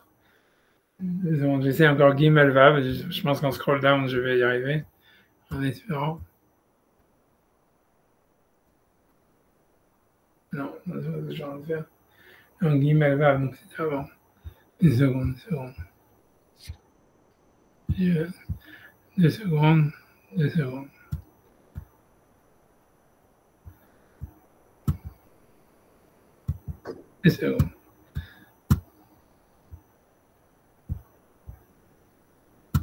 Et après ça, je ne sais pas ce que ça va donner du tout.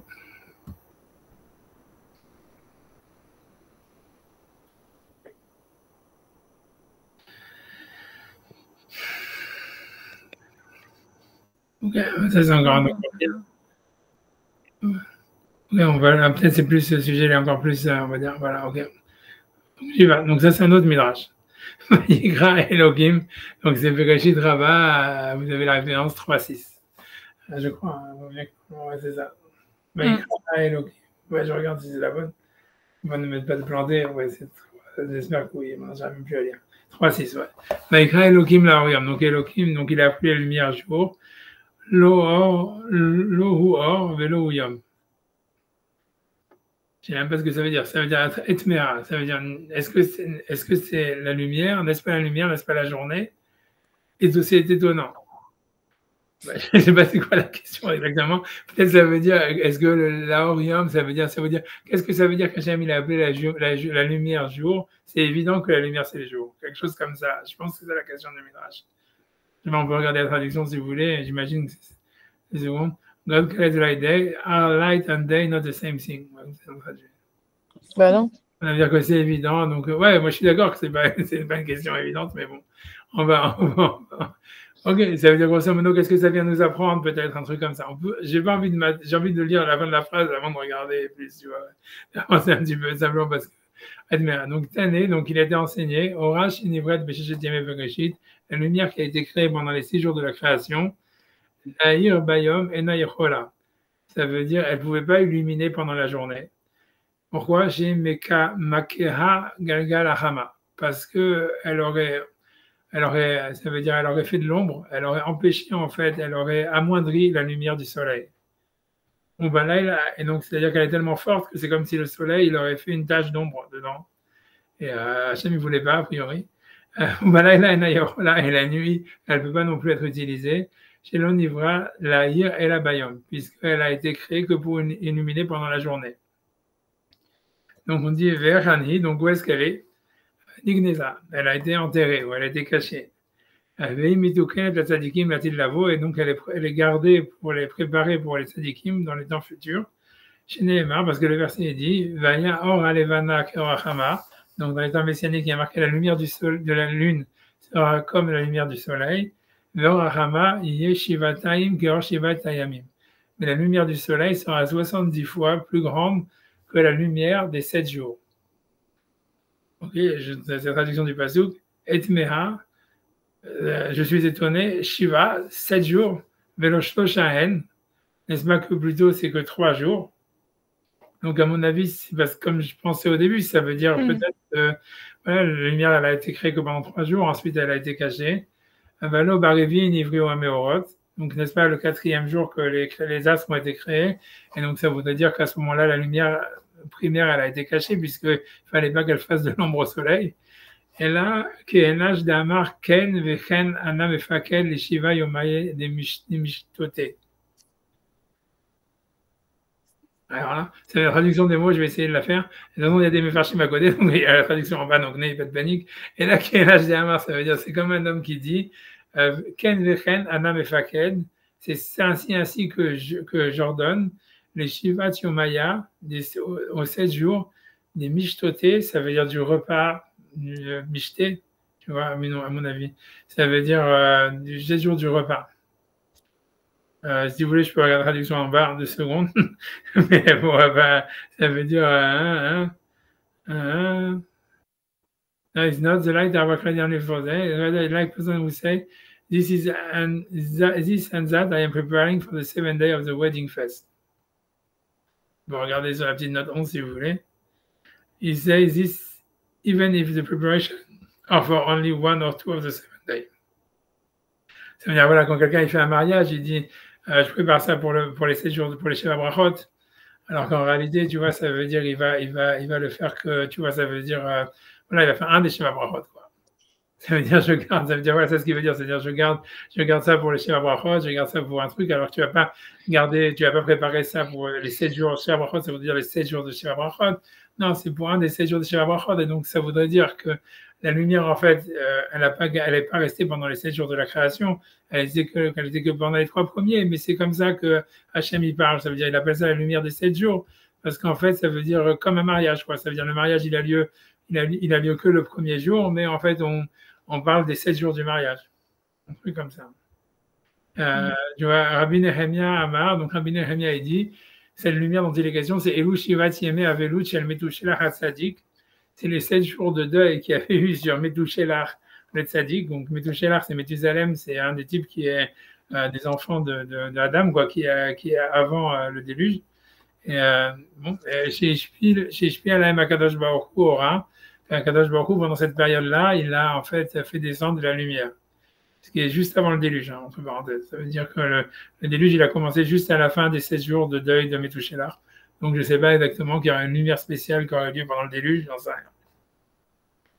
rien. Ah, mais c'est ce qu'ils avaient dit tout à l'heure. Ils avaient dit que la lumière, c'était comme une lumière à travers laquelle on pouvait voir tout l'univers. Et que comme à cause de la génération du déluge, de la génération de la tour de Babel, alors on avait coupé la portée de la lumière. Ouais, je comprends, ouais. Donc, ça veut dire, selon lui, ça veut dire que ça aurait duré vraiment jusqu'au déluge, quoi. C'est ce qu'il veut dire. Ah ouais. Ça veut dire qu'on avait chez Bereshit, ça veut dire en fait, c'est que la lumière, elle serait restée jusqu'à la génération du déluge. Et que, donc voilà, et donc c'est ça, ça veut dire qu'elle est restée jusqu'au deuil de Metouchelach, puisque le déluge, il a commencé le lendemain du deuil de Mathusalem. Et donc, ça voudrait dire ça. Ça veut dire, c'est pas qu'Hachem, il a enterré parce que dans le Midrash qu'on a vu avant, on dit Hachem, il a vu la génération du déluge, et donc il a enterré la lumière. On a l'impression qu'il avait enterré depuis le début, ou au moment de la création du monde. Non, toi, tu veux dire, non, l'explication, c'est. Je sais pas, j'ai l'impression, vu que ça relie ce qu'on a lu tout à l'heure. Non, c'est une bonne explication ce que tu dis. Ça veut dire Hachem, c'est pas qu'il a enterré la lumière en avance parce qu'il a vu la génération du déluge, c'est qu'il a laissé cette lumière en fait jusqu'au déluge, et au moment du déluge, c'est là où est-ce qu'il a enterré, quoi. C'est ce que ça voudrait dire. Et, on va savoir, je sais pas ce que ça veut dire. Ok, en tout cas, ok. Ok. Donc, j'avance, je continue, tu vois, après ça, j'avance encore un peu le Midrash, j'essaie de finir ça au moins. Rabbi Zera, Beret de Rabbi Abaou, d'Araj, Mekessarin. Donc, Rabbi Zera, le fils de Rabbi Abaou, il a fait une rachat à Césarée. Minaïn, Shen, Mevachin, Alaner, Hachi, Utu, Leoro. D'où est-ce qu'on sait qu'on ne peut pas faire la bracha sur la lumière, ça veut dire Motsai Shabbat, comme on dit Boé, Moré, Aesh. Il faut profiter de la lumière, ça veut dire, c'est ça l'histoire de mettre les doigts et tout ça, etc. Ça veut dire de pouvoir profiter de la lumière. Je crois que c'est mieux d'éteindre la lumière aussi quand on fait la bracha de Boré Moraesh pour pouvoir profiter de la lumière du truc. Minacha, donc de ici, Vayar, Vayavdel. Parce que le passage qui dit, Dieu a vu la lumière, et il a vu que c'était bien, il a séparé entre la lumière et l'obscurité. Donc il veut dire que cette histoire de Vayar, Vayavdel, qui est dans la création du monde au début, Vayar Elohim et Taor Kitov, et Elohim a vu que la lumière était bien. En plus, ensuite, il y a marqué Vayavdel Elohim ben Naor ben Achosher, et Dieu a fait une séparation entre la lumière et l'obscurité. A priori, nous, quand on fait l'Avdallah, on doit être dans ce même truc. Donc, il faut d'abord qu'on voit la lumière et qu'ensuite, on puisse faire l'Avdallah entre l'obscurité, le Shabbat et le Chol, etc. Donc, c'est ce qu'il dit. Hein. Je sais pas, ça veut dire, c'est ce qu'il dit. En tous les cas, ça veut dire, voilà, que, on voit que Hachem lui-même, il a vu, ensuite, il a séparé. Ça voudrait dire peut-être ça aussi, ça veut dire, je ne sais pas, que cette lumière, d'abord il l'a vue, ensuite il a séparé, il a caché des tzadikim, ou peu importe, tu vois, en tous les cas c'est ce qu'il dit, en tous les cas c'est ce que le Midrash il explique. Vayar Vayavdel, Rabbi Yehuda, Rabbi Simon Amar, il dit l'eau, ça veut dire il a séparé pour lui-même. Tu vois, Donc, ça veut dire il a gardé pour lui-même. Quand on dit que Hachem, il a vu, il a séparé, ça veut dire il a séparé, pas pour la mettre dans le monde, mais il a séparé pour la garder pour lui. Et donc là, ça serait vraiment depuis le début, quoi, qu'il avait séparé, comme si elle avait jamais. On va voir. Le gars, Rabban Amré, donc il a gardé pour lui. Rabban Amré, Evdilo la tzadikim, a-t-il lavo, il a gardé pour les tzadikim dans les temps à venir. Machal les Meler Shayalomana Yafa, comme ça ressemble à quelqu'un qui a trouvé un bon gâteau, ou j'en sais rien, ça veut dire une bonne partie, une bonne chose. Mais Frisha Livno, il a gardé pour son fils. Donc, j'avance encore, tu vois. Donc, Amar Rabbi Be'achia, Ken Dashfush Negdole Olam. Et Be'achia et dit ainsi, ils ont fait la dracha, les deux grands rabbanim de la génération. Rabbi Yochanan, Rabbi Shimon ben Lakish, Rabbi Yochanan, Rabbi Shimon ben Lakish, Yavdel, Avdala Mamash. Donc, il a fait une séparation, une véritable séparation. Mashal le Meler Shayaloshne Istar Tigin. Ça veut dire, et donc, ça veut dire deux, on va dire, j'en sais rien, on va dire deux généraux, peu importe, ça veut dire, on va dire, j'en sais rien, deux généraux, deux présidents, deux ministres. Et Haz Jalid Bayam et Haz Jalid Balayla, il y en a un qui a le pouvoir le jour et l'autre la nuit. Bayush Dem et Dayanim Zeimze, et ils étaient les deux en train de se battre ou de se juger l'un sur l'autre. Zéomer Bayam Anisholet, donc chacun il voulait avoir le jour. Zéomer Anisholet, celui-là dit non, c'est moi qui va prendre le jour. Et Zéomer Bayam Anisholet, il lui a dit non, c'est moi qui domine le jour. Ça veut dire, il ne savait pas lequel. Donc il lui dit Kara Melech Larishon Amarlo Ploni Yom Yetrumcha. Donc il lui dit, il a appelé le premier, il lui a dit le jour, ça sera ta juridiction. Ren Amar la Génie, donc ça veut dire, il a dit au deuxième, Ploni Laila Yetrumcha, la nuit sera ta juridiction. Donc Kar Vaikra Elohim Laorium, et donc il a appelé Elohim la lumière jour, Amarlo Yom Yetrumach. Ça veut dire, il lui a dit, le jour sera ton domaine. La Rojakra Laila, Marlo Laila Yetromach, il a dit, la nuit sera ton domaine. Donc, je pense que là, tu vois, en fait, c'est autre chose. Tu vois, j'ai pas envie de. Tu vois, grosso modo, je pense que c'est une autre histoire. Cette partie du Midrash, elle est plus maintenant sur la séparation, la lumière cachée. Mais en tous les cas, on voit en tous les cas que les deux, pour revenir à Rashi, ça veut dire quand même les deux sources existent. Ça veut dire, en fait, il y aurait, c'est-à-dire qu'on voit, si on lit, les deux vrais Gersaot, ça serait 6 et 3 en réalité. Ça veut dire 7, ça serait faux. A priori, peut-être, à moins qu'il y a ici un 7. Oui, il y a un 7 ici. Oui, mais parce que le Midrash semble dire normalement c'est 3, mais en fait il dit ok, c'est parce qu'en fait c'est comme un abus de langage, comme quelqu'un dit j'ai fait ça pour les 7 jours du mariage. Après ça, mais c'est vrai que si tu dis en fait que le deuxième avis dit qu'en fait la lumière elle était là, cette lumière elle est restée jusqu'au déluge, alors ouais, ça serait les 7 et ça serait plus que les 7 quoi. C'est comme si on dirait que les 7 jours de la création ils ont duré jusqu'au déluge. Tu vois, c'est un truc comme ça. Et que ça serait en tous les cas le truc. Et après ça, on a vu l'autre avis qui dit que c'était que vendredi matin et Shabbat, et la nuit du Shabbat et Shabbat dans la journée. Donc c'est 36 heures. Et donc là, ça voudrait dire que quand Rachid dit la lumière, elle était mélangée, c'était les 6 jours de la création. Tous les jours, sauf vendredi. Ça veut dire, si on dit qu'il y a vendredi soir, ça veut dire jeudi soir. Ça voudrait dire en fait, tu vois. Ça fait 5. Non, mais tu fais dimanche, lundi, mardi, mercredi, jeudi. Et si tu fais la nuit du vendredi, ça fait 6, quoi. Ça, c'est un truc comme ça. C'est la manière de s'en sortir, quoi, un truc comme ça. Enfin, il y a un autre source. La dernière, je ne sais pas si vous voulez la faire. Non, je ne veux même pas. Je ne vais pas faire. Je ne veux pas parce que c'est vraiment là, j'ai le compte après. Mais en fait, rappelez-moi qu'il y a encore il y a un Seda, il y a aussi ça. Vous voulez aussi. C'est bon. Ok. Bon, on va la prochaine fois. Je peux essayer. Moi, j'essaye, comme j'essaye. Encore 5 minutes. Si j'arrive à l'attraper, 2 secondes après. 2 secondes. En fait, il faut trouver Dana Develia Uzuta. Voilà. Ils disent quoi 2 secondes. 21. Et à part, mince. Ouais, ça va être compliqué. Parce qu'en fait, c'est.